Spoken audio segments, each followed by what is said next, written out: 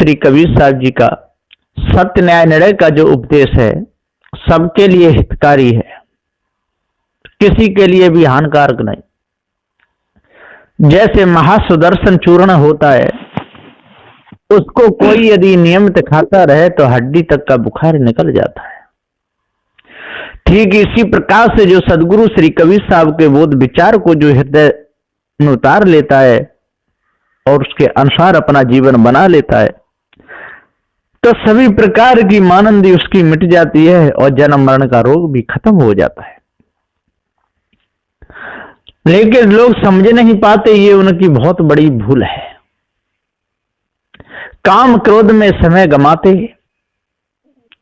काट काट बकरन को खाते, शराब पिए नालिन गिर जाते, कुत्तन पैजे मुंह चटवाते। ऐसा उनको अच्छा लगता है, बहुत सुंदर लगता है।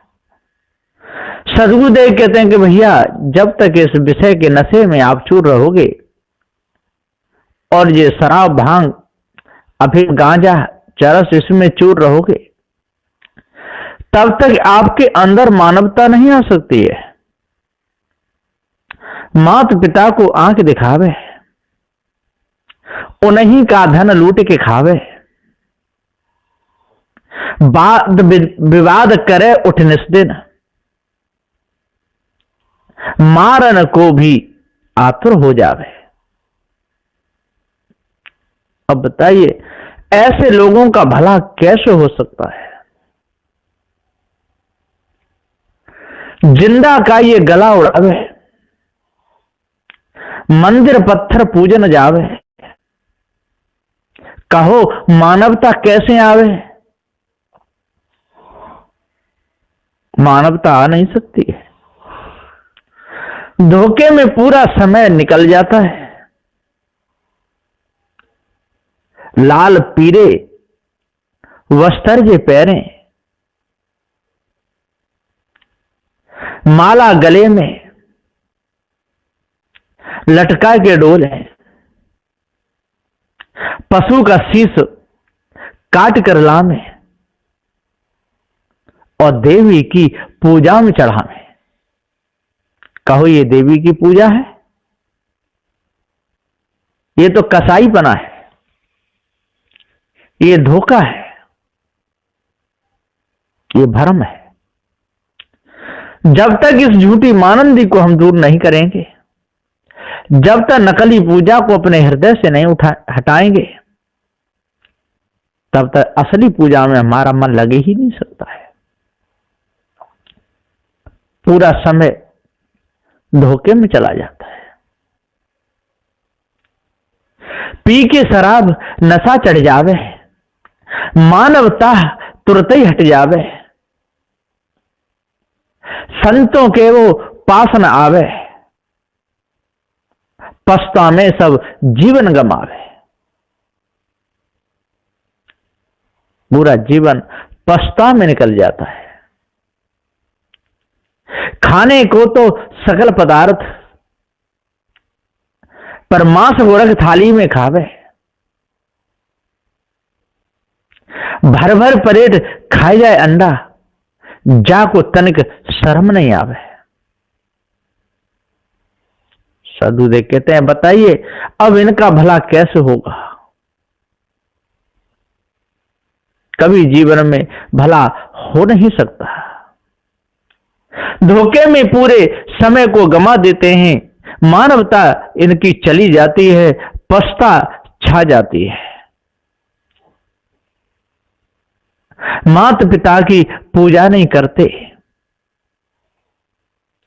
नहाए नहाए गंगा को मरते, ज्ञान गंगा में कभी न जाते, और संतों के कभी पास न आते। संत गुरुजन सत्य न्याय का उपदेश देते हैं,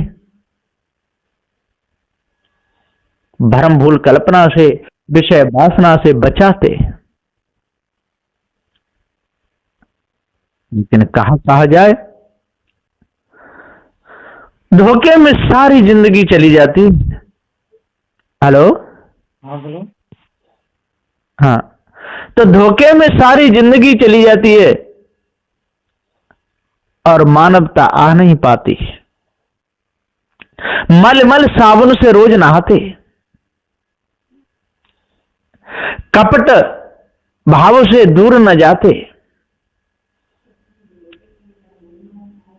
काटे गला पशु का निस्दिर, मात पिता जिनको नहीं भाते। अब बताइए सुंदर जीवन कैसे होगा? हृदय की कालमा कैसे छूटेगी? कभी नहीं छूट सकती है। धोखे में सारा जीवन चला जाता है।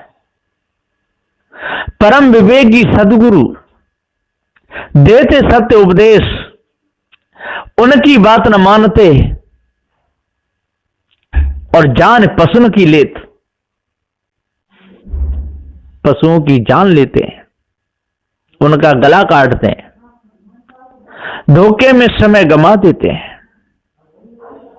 दूर नहीं रहते। ऐसे पापियों का संग तजो, तब ही मानवता आएगी। यदि नहीं तजोगे संग उनका, तो विषय वासना खाएगी, बचोगे नहीं। एक सिंगनी बन फिरे, देख के जगत डराए, और एक सिंगनी घर बसे, हंसे कंठ लगाए। बताइए कैसे भला होगा? जब तक हम पार की संतों की शरण में नहीं आएंगे और उनके सत्य न्यायालय को अपने हृदय में धारण नहीं करेंगे, तब तक हमारा जीवन पूरा नरक बन जाएगा। महापुरुषों की निंदा करते और शराब पी के चौड़े में मरते, गिर जाते नाली के अंदर, कुत्ता पेशाब करें, मुंह चाटे, पशु सब मरते। कुत्ता मुंह चाट जाते हैं, पेशाब कर जाते हैं। ऐसी हालत इनको बहुत अच्छी लगती है। सदगुरुदेव जी कहते हैं, चेत जा बावरे, तो को तनिक शर्म नहीं आती, चेत जा बावरे। अरे चेत जा, जग जाओ, अब तो मनोजन्म में आ गया, काफी समय, बहुत विशाल समय बीत गया तेरे को मरते मरते। कितने सुंदर पकवान है,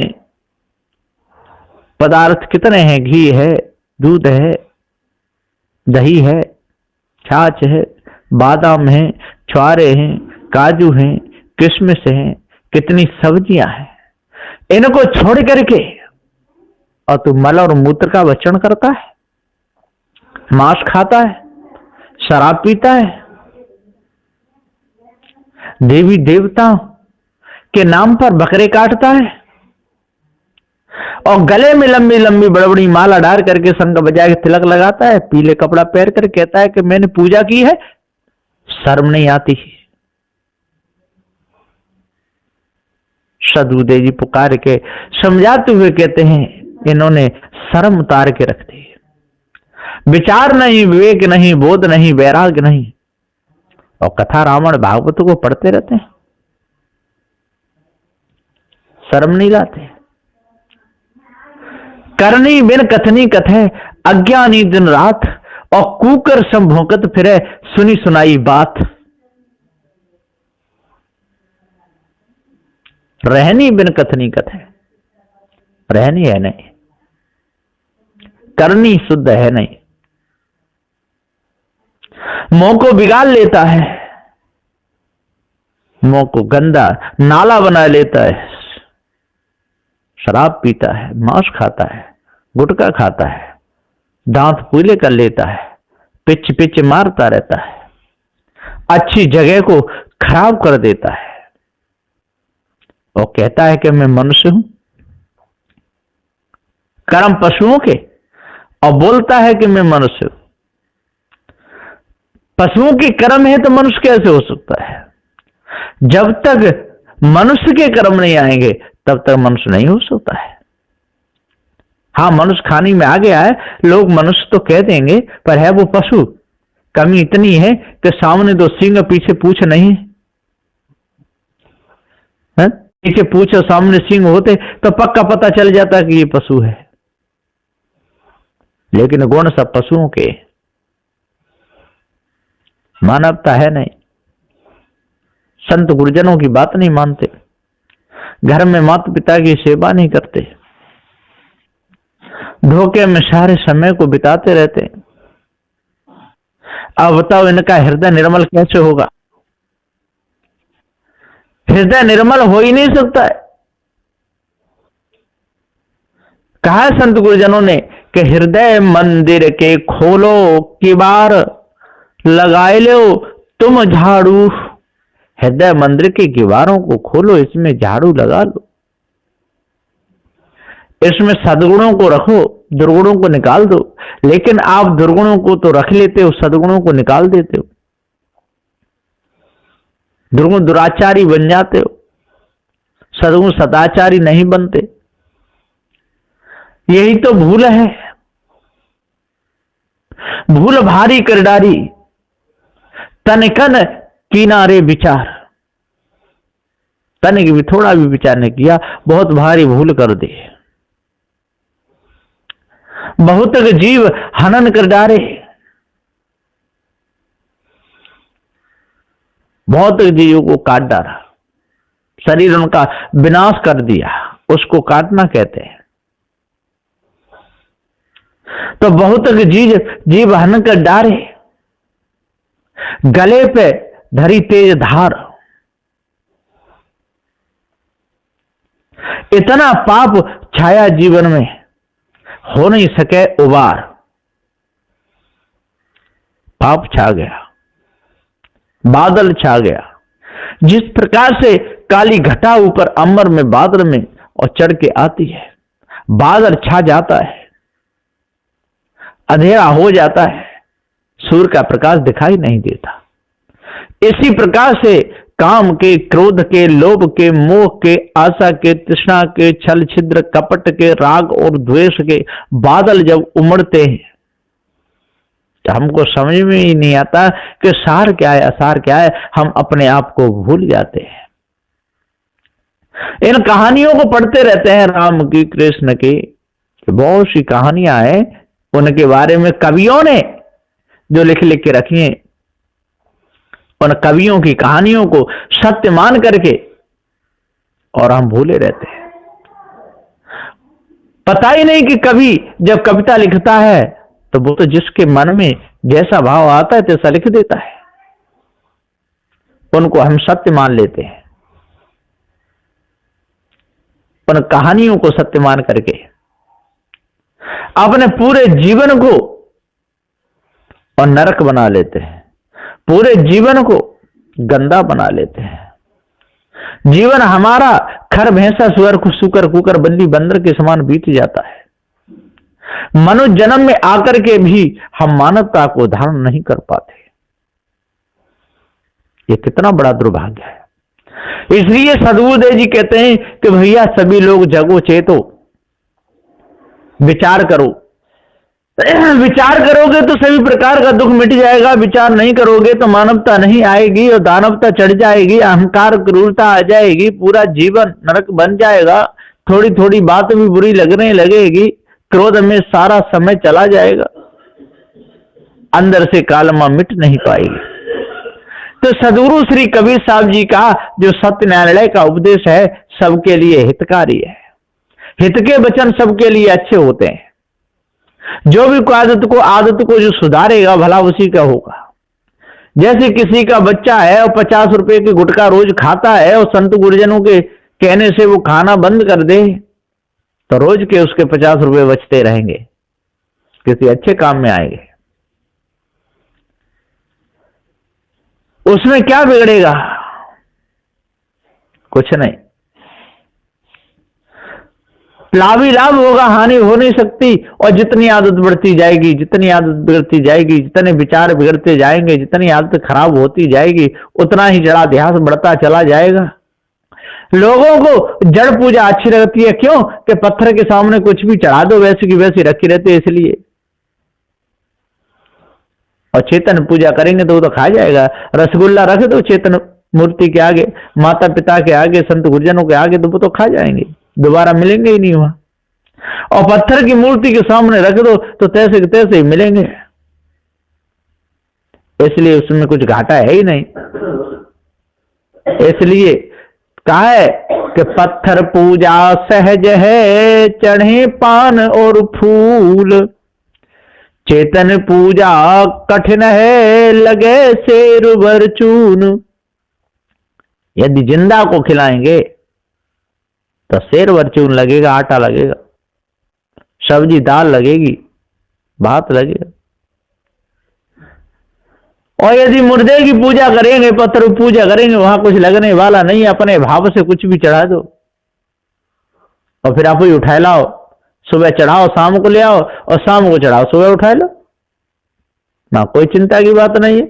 और भोग लगाओ, कोई 4 रोटी रख दो, सब्जी रख दो उनके सामने, और 1 घंटा बाद सोए बैठ के खाए लो, वो तो मूर्ति खाने वाली है नहीं।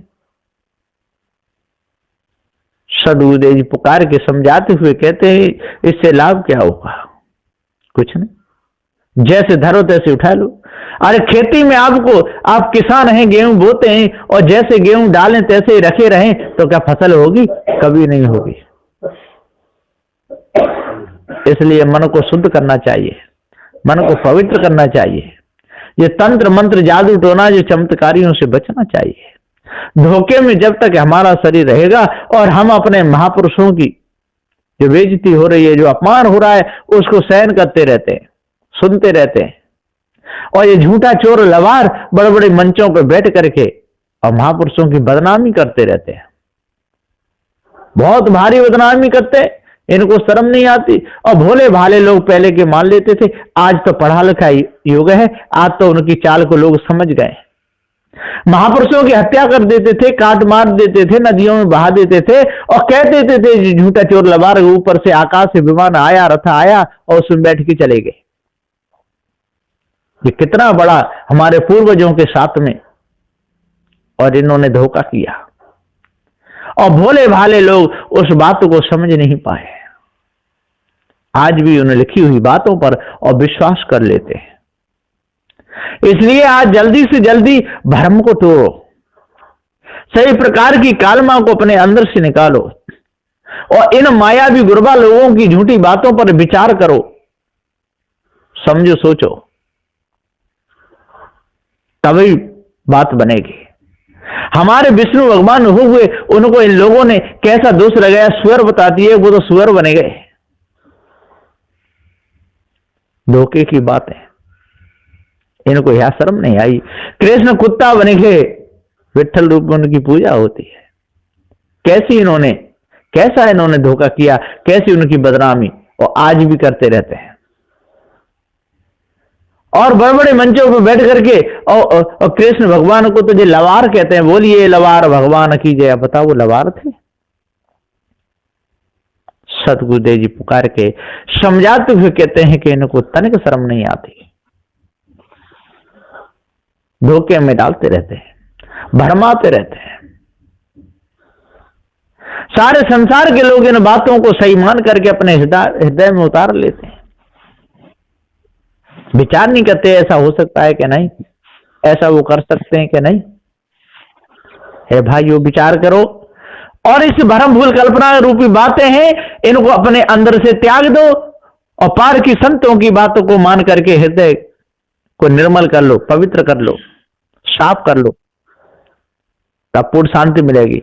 सदगुरु श्री कबीर साहब जी का सत्य न्यायालय का जो ग्रंथ है, वो सत्य ग्रंथ बीजक है। बीजक वित्त बतावे जो विद गुप्ता होए, ऐसे शब्द बतावे जीव को बूझे बिरला को। बीजक सारी वित्त बता देगा, आपके गणित द्रव्य धन को बता देगा। जो कुंजी छोटी होती है उसे बीजक कहते हैं, उसके संकेत से धन मिल जाता है। इसलिए जल्दी से जल्दी अपने हृदय को हम पवित्र करें, पार की संतों की बात को माने, माया भी झूठा चोर लवारों से दूर रहें, तब हमारा हृदय पवित्र होगा, हृदय की कालमा छूटेगी और सद्गुण हमारे अंदर आ जाएंगे और दुर्गुण निकल जाएंगे। चेतन पूजा की तरफ हमारा मन लगेगा, सभी प्रकार के विकार दूर हो जाएंगे, सुंदर ऐसा जीवन हो जाएगा जैसे सूर्य का प्रकाश जब होता है और नेत्र इसके शुद्ध बढ़िया हों और विचार अच्छे हों तो एकदम फक्का ठीक ठीक दिखता है। और यदि हमारे बिगड़ा हुआ स्वभाव है तो हमको बकरा यदि दिखेगा, यदि मांसाहारी है तो देखते ही मुंह में पानी आ जाएगा कि इसका मांस मिल जाए तो ठीक है। और यदि सूर्य के प्रकाश में हमारा हृदय सही है, पारक हमको ज्ञान है, तो सभी जीव जंतुओं को देख करके ये भाव आएगा कि इनकी रक्षा हो, तो सद्गुणों के अंदर रक्षा का भाव आता है और दुर्गुणों के अंदर और हिंसा और व्यभिचार का भाव आता है। इसलिए पार की संतों की बात माने और सत्य न्यायालय के अनुसार चलें, जड़ चेतन के भेद को समझ लें और सभी प्रकार की कालमा को अपने अंदर से दूर कर दें, तब हमारा अंतःकरण पवित्र होगा। बोलिए श्री सद्गुरुदेव की जय। जय।